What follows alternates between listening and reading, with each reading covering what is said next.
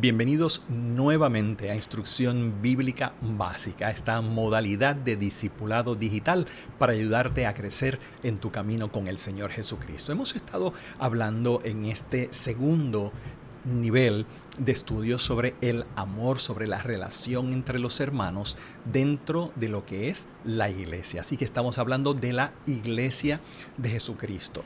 Y hemos visto ya varias características de ella y hoy nos queremos concentrar en algo que creemos que es muy importante y es la comprensión de que la iglesia es divina y humana, que hay rasgos de humanidad en esta gente que va de camino a la santidad.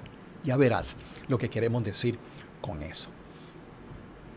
Cuando hablamos de que la iglesia es divina y humana, queremos decir que hay en ella dos, si queremos decirlo así, dos naturalezas. Entender esto es muy importante para, por un lado, ver la importancia que tiene la iglesia en el plan de Dios, pero también para comprender mejor su fragilidad y sus debilidades.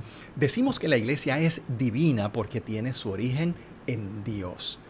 La iglesia se origina en la mente de Dios y así lo dice la Biblia desde antes de la fundación del mundo. Dios selecciona desde antes de que el mundo fuese, desde el principio, desde la eternidad, a esta gente que compondríamos en su momento la iglesia de Cristo. Y dicho conforme a las Escrituras, la iglesia es del cielo. La iglesia es idea de Dios, no es el invento de los hombres, es la idea de Dios. Dios quiso unirnos en este cuerpo maravilloso a todos aquellos que hemos seguido a Cristo como Señor. Somos la iglesia de Cristo. Cuando decimos que Dios la ha seleccionado desde la eternidad, estamos haciendo referencia a versos como este, donde se nos dice que Dios nos escogió en Él antes de la creación del mundo para que seamos santos y sin mancha delante de Él. Desde antes de la fundación del mundo ya Dios nos ha escogido. Y cuando decimos que es del cielo, estamos diciendo lo que la Biblia dice, que nosotros somos ciudadanos del cielo, de donde anhelamos recibir al Salvador, al Señor Jesucristo. En este verso maravilloso se nos recuerda de dónde nosotros somos ciudadanos, algo que nunca debemos olvidar. Pero también decimos que la iglesia es humana. ¿Qué es lo que queremos decir con esto? Si hemos dicho ya que es divina. Lo que queremos decir es que la iglesia de Cristo está compuesta de gente imperfecta. Somos gente imperfecta. Somos cristianos bajo construcción. También experimentamos problemas en las relaciones. No somos perfectos aún, por lo tanto es natural. Podemos decir hasta normal que existan problemas en las relaciones humanas porque no somos perfectos aún. Y hay que añadir un elemento adicional, y es el siguiente. No todo el que parece ser parte de la iglesia es parte de la iglesia en verdad. ¿Qué queremos decir? Pues que la iglesia, el conjunto de gente visible que se congrega, está abierta a todo el que quiera venir. Y hay muchas personas que se integran a la iglesia de Cristo sin en realidad ser cristianos todavía. Y este es otro elemento que tenemos nosotros que comprender. Quiero compartir con ustedes una cita de alguien que con mucha sabiduría pudo explicar esta, llamemos, doble naturaleza de la iglesia. Y él lo dijo así: la iglesia de Cristo es tanto un misterio, una parte del plan escondido de Dios, como también un hecho social. Como un misterio, no puede ser entendida completamente por la razón. Como un hecho social, sin embargo, está disponible a la observación y al análisis.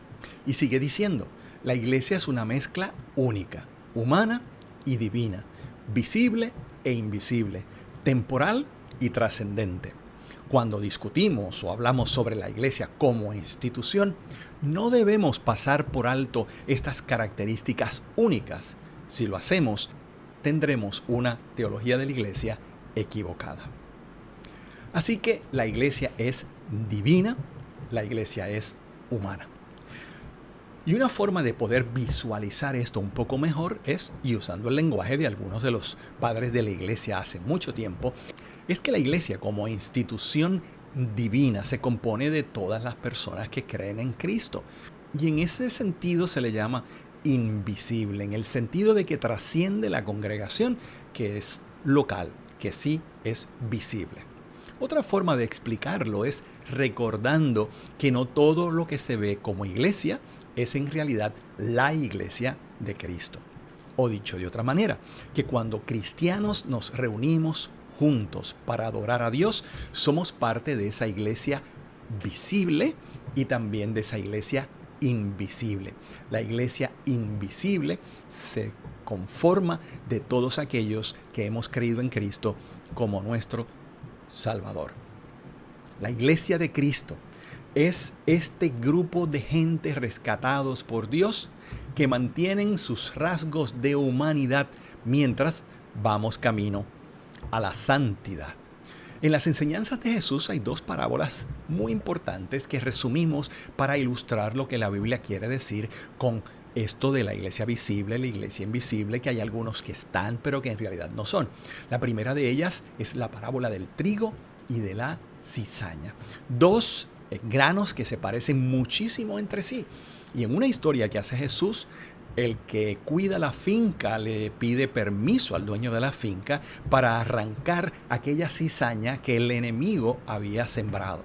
El Señor de la parábola le dice que no lo haga, que para eso hay que esperar hasta el final. Al final de los tiempos, aclara Jesús, es cuando Dios mismo hará la diferencia entre trigo y cizaña. No nos corresponde hacerlo a nosotros. Y lo mismo se enseña en otra parábola muy hermosa de la pesca. La pesca en la que muchos peces son traídos en las redes, pero al final es que se separa, luego de la pesca, cuáles son peces buenos y cuáles no lo son. Todo esto para recordarnos que sí, la iglesia de Cristo se compone de gente imperfecta y también gente que sin ser cristiana se ha unido a ese cuerpo visible de personas que llamamos también la iglesia de Cristo.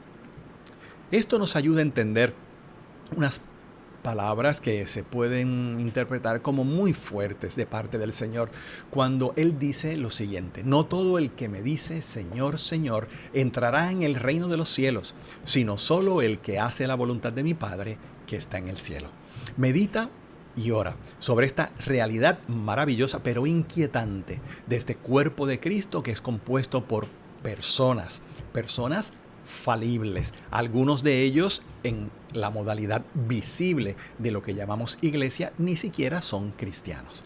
Esto nos debe ayudar a entender por qué los conflictos en la iglesia existen y cómo mirarlos como los miraría Dios.